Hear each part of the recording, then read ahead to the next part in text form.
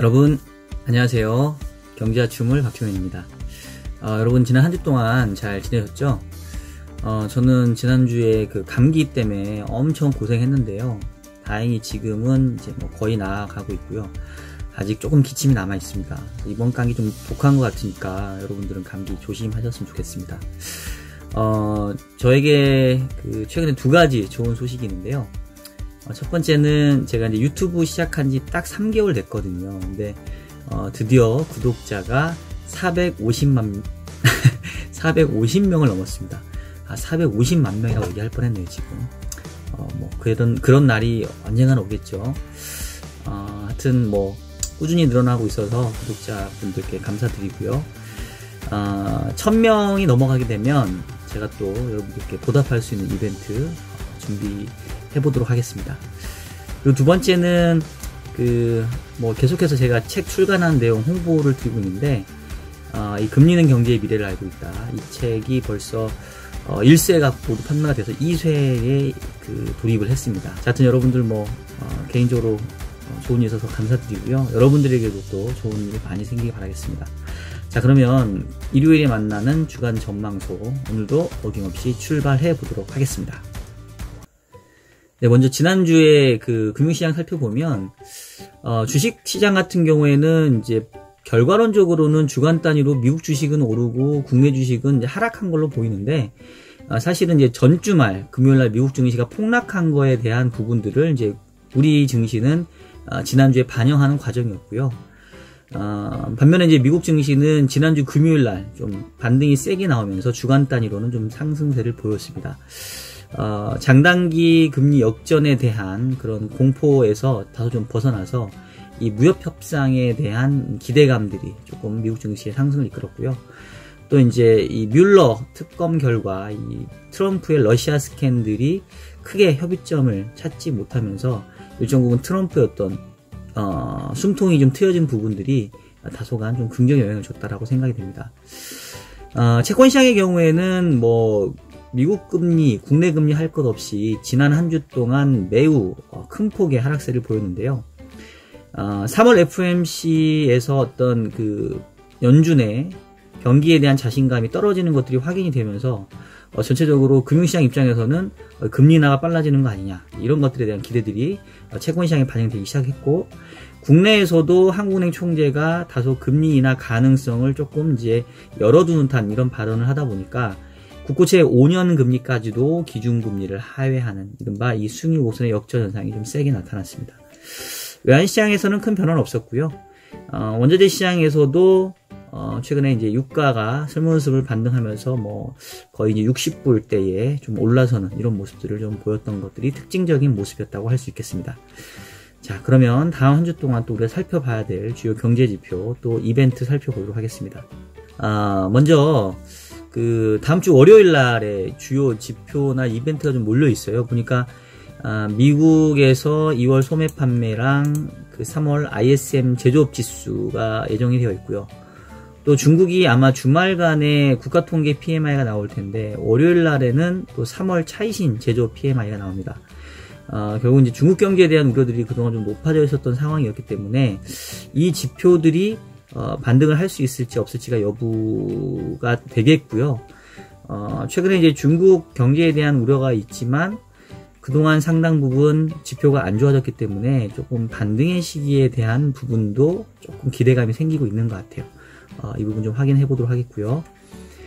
국내에서는 3월달 수출입 결과 나옵니다. 뭐 지금 3월달도 수출은 마이너스 증가율을 보일 거라서 지난 12월부터 지금 4개월 연속으로 수출 증가로 마이너스를 보일 거라 사실은 국내 경제에 이렇게 좋은 뉴스는 아닌 것 같고요. 또한 이제 한은 총재가 기자단과 오찬 간담회를 지금 갖는다고 해요. 그래서 지난주에 그 금리 인하에 대한 가능성에 대해서 그동안은 계속 닫아두다가 조금 이제 열어두는, 뭐 경기가 너무 안 좋아지면 검토는 해보겠다, 이제 이런 발언들이 있었는데, 뭐 그 부분들이 추가적으로 좀 더 뭐 나올 수 있을지, 아니면 또 역시 또 총재께서 금리 인하 기대감을 또 이렇게 닫는 뭐 이런 말이 나올지, 뭐 이 부분은 관건이 될 것 같습니다.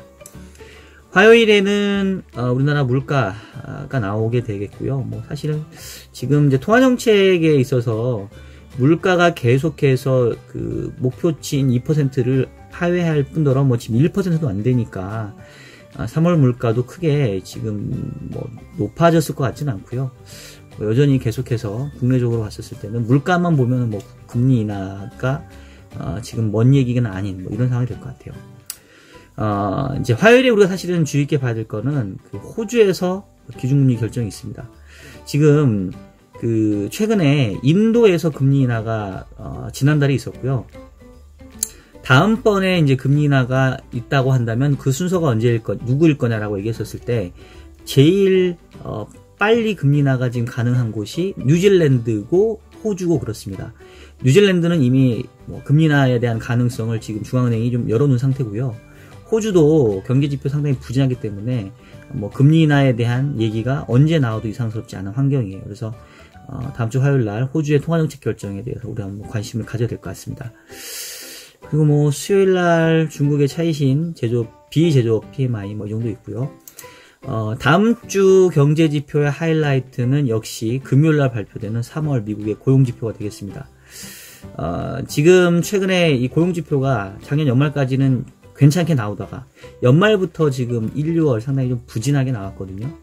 임금 상승률도 뭐 생각보다 크게 올라가지 않은 모습들. 그래서 고용지표가 계속해서 좀 부진한 모습 보여주고 또 임금 상승률 크게 올라가는 모습이 나타나지 않으면 일단은 연준 입장에서는 뭐 금리 인하에 대한 어떤 그런 압박 이런 것들이 조금 더 커질 수 있을 것 같아요. 그래서 어떻게 보면은 금융시장 입장에서 봤었을 때 경제가 그렇게 나쁘지는 않아서 주식도 뭐 괜찮을 수 있고 물가가 낮아서 금리 인하에 대한 기대를 가져갈 수 있기 때문에 채권 시장도 나쁘지 않을 수 있고 뭐 이렇게 주식이나 채권이 대체제의 관계라기보다는 오히려 좀 동행하는 이런 모습을 보일 수도 있는 그런 환경이 될 수도 있을 것 같아요. 다음 주 미국의 고용지표 한번 살펴보도록 하겠고요. 자 그러면 다음 한 주 동안의 각 금융시장 전망 넘어가 보도록 하겠습니다.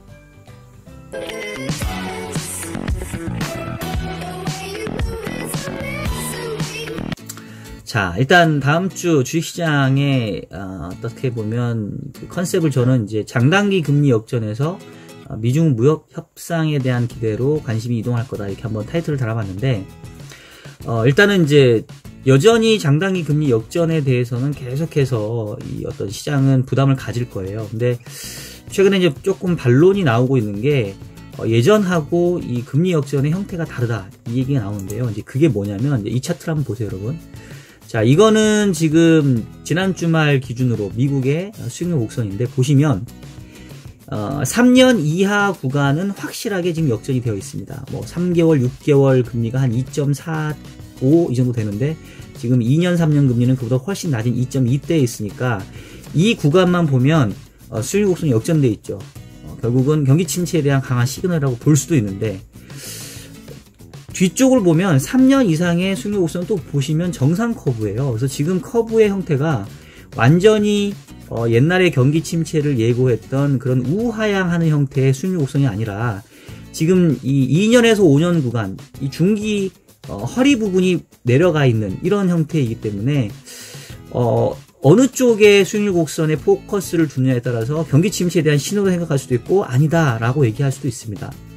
일단 이제 저의 판단은 제가 그 연합인포맥스 주간 전망대 출연에서도 이제 말씀을 드렸고 이제 그 영상도 아마 제가 올릴 텐데 기본적으로 이 과거에 이 10년짜리 금리가 역전하는 그런 순서를 보면 10년이 2년을 역전하고 그 다음에 3개월을 역전하고 그 다음에 기준금리 역전하면서 결국 순차적으로 장기금리가 단기금리를 하회하면서 그게 결과적으로 이제 경기 침체로 이어졌는데 지금은 이 10년짜리 금리가 3개월 금리는 하회하고 있지만 2년짜리 금리하고 비교해보면 여전히 스프레드가 정상 상황이에요. 그래서 이건 뭐냐면 결국 채권시장 입장에서는 최근에 여러가지 대외여건의 변화를 생각해보면 연준의 금리 인하가 빠르게 진행될 수도 있을 것 같다. 그러니까 이제 2년짜리 금리까지도 이 단기 3개월 금리를 밑돌아 버린 건데 2년, 10년 구간이 여전히 플러스인 정상 상태라는 거는 그렇다고 해서 경기 침체로 심하게 갈 것 같지는 않은데 라는 생각을 지금 하고 있는 거예요. 그래서 결국은 이제 이렇게 된 이유가 연준이 생각보다 빠르게 이 기준금리 인상에 대한 계획을 철회해버리니까 시장이 생각하기에는 그러면 금리 인하가 빨라질 수도 있겠네. 근데 한편으로 생각해보면 금리 인하가 이렇게 빠른 시간에 진행되면 미국 경제가 침체로는 또 안 갈 수도 있겠네. 이게 지금 혼재되어 있는 상황이에요. 그래서 앞으로 이 수익률 곡선의 기울기 여전히 우리가 지켜봐야 되는데, 제가 봤을 때는 지금은 3개월 10년 금리의 스프레드가 중요한 게 아니고요. 2년과 10년 금리 스프레드가 더 중요할 겁니다. 그래서 2년, 10년 금리의 스프레드가 역전되는 모습을 보이게 되면 그게 바야흐로 경기 침체에 대한 시그널일 텐데 아직은 그렇지는 않다. 그래서 경기의 침체에 대한 우려들을 지금부터 계속해서 세게 가져가는 거에 대해서는 조금은 조심할 필요는 있어 보여요. 자, 그리고 이제 제가 지난주에 국내 이 경기 선행지수의 반등 여부 조금 지켜봐야 되겠다고 말씀드렸는데, 결과론적으로 지난주 발표됐던 산업활동 지표에서 선행지수 반등에 실패했습니다. OECD는 지금 반등했는데 우리는 실패했는데, 제가 지난주에 얘기할 때 항목별로 봤었을 때는 뭐 소비자 기대 지수라던가 코스피 지수 이런 거는 좀 반등할 겁니다 했는데 그렇게 반등했어요. 근데 문제는 여전히 구인구직 비율, 고용시장 안 좋고요. 특히나 이 건설 수주액이 2월달에 엄청난 마이너스를 보였습니다. 그래서 얘가 지금 도대체 뭐 문제일까 한번 건설 수주액으로 가보니까 지금 올해 들어서 1월, 2월 지금 뭐 마이너스 26% 전년 대비 건설 수주가 급감을 했어요. 결국은 이 건설 시장, 부동산 시장 안 좋아하는 부분들이 지금 반영이 되고 있고요. 과거 흐름 봤었을 때는 건설 수주가 지금 빠르게 올라오기가 어려워 보여요. 계속 마이너스 두 자릿수대의 부진한 모습일 것 같아서 결국은 이제 이 부분들이 계속해서 선행지수의 반등을 좀 지연시키는 모습으로 작용을 할 것 같고요. 이 건설 수주가 계속 마이너스임에도 불구하고 선행지수가 좀 올라와 주려면 다른 것들이 좀 반등해 줘야 되는데 마땅히 세게 올라올 건 없어요. 그래서 일단은 글로벌리 주식시장이 다시 조금 반등의 실마리는 찾을 수 있겠지만 우리 증시가 상대적인 강세를 이어가려면 결국은 우리 경기 선행지수에 대한 반등으로 인해서 경기가 좀 바닥에 온 거 아니야 라는 기대감을 가져야 되는데 그 기대감을 갖기에는 시간이 좀 더 걸릴 것 같다, 이런 생각이 좀 들었습니다. 자, 다음 이제 채권시장 넘어가 보면 이미 미국, 한국 할 거 없이 금리 인하에 대한 기대감 반영했고 시장금리는 이미 금리 인하를 기정사실화해서 뚝 떨어져 있어요. 아까 얘기했던 것처럼 뭐 지금 3년짜리 국채금리가 1.69, 우리나라 기준금리 1.75인데 3년 국채가 1.69입니다. 이 얘기는 뭐냐면 기준금리 적어도 3년 이내에는 인하될 거야, 뭐 이거예요. 그리고 이제 전망도 저도 동의합니다. 3년 이내에는 아마 국내 금리 인하될 건데, 문제는 이게 빠른 시간에 금리 인하가 진행이 되지 않으면 결국은 기준금리를 하회하는 채권금리들은 이른바 역캐리가 나요. 그래서 여기서 시장이 더 세게 달려가기에는 조금은 어려워 보이고요. 실제로 금리 인하가 진행이 되려면 일단 미국이 먼저 금리 인하하고 그 다음에 우리 순서일 것 같아서 글쎄요, 저도 올해의 국내에서 금리 인하가 있을 거다라고 사실은 그렇게 강하게 보고 있지는 않고, 저는 이제 내년 정도를 보고 있어서 일단은 채권시장 입장에서는 향후 통화정책의 움직임은 금리 인하일 거다라는 거에 대한 확신을 갖고 있기 때문에 금리가 크게 튀어오르진 않겠지만 여기서 채권금리가 더 하락을 하기에는 금리 인하까지 걸리는 시간이 상당 부분 소요되는, 어떻게 보면은 조금 시장은 정말 재미없는 상황으로 좀 다시 갈 가능성이 높아 보입니다. 다음 이제 외환시장은 뭐 크게 지난주와 마찬가지로 박스권에서 벗어날 것 같지는 않고요. 제가 이제 지난주에 터키하고 브라질 헤어라 상당히 급락해서 조금 부담스럽다라고 좀 말씀드렸는데, 지난주에 이제 우리 원달러 환율이 좀 올랐어요. 근데 지금 터키하고 브라질 헤어라 움직임을 보면 또 환율이 급등했다가 또 떨어졌다가 이게 상당히 변동성이 좀 커져 있습니다. 전체적으로 신흥국의 통화들의 어떤 변동성이 좀 확대되는 모습들이 나타나고 있고요.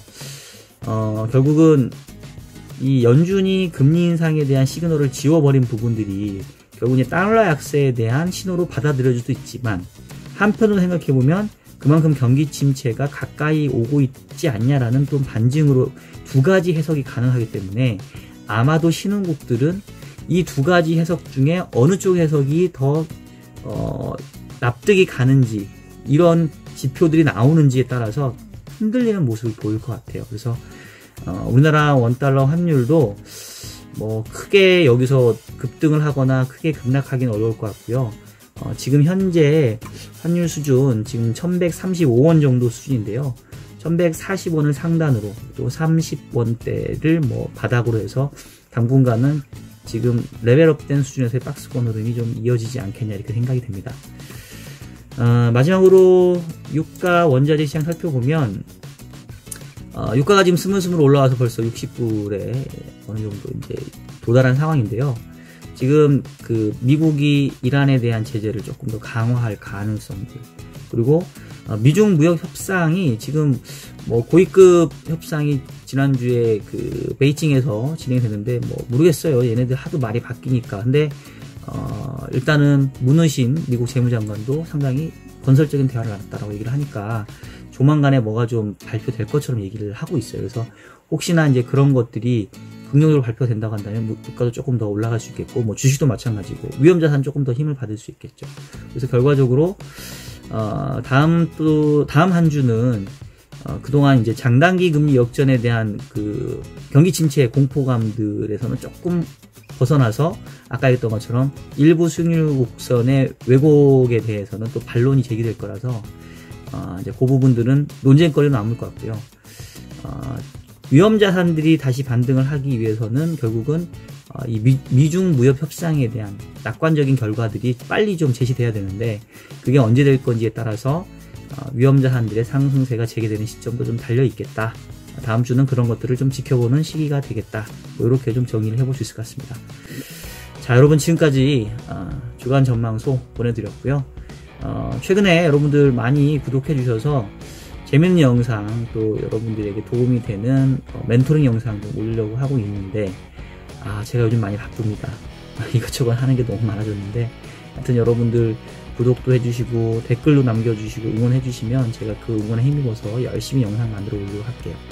자, 그럼 여러분들 다음 한 주 동안도 건승하시고 저는 다음 주 일요일에 찾아뵙도록 하겠습니다. 지금까지 경제와 춤을 박종현이었습니다. 여러분 안녕.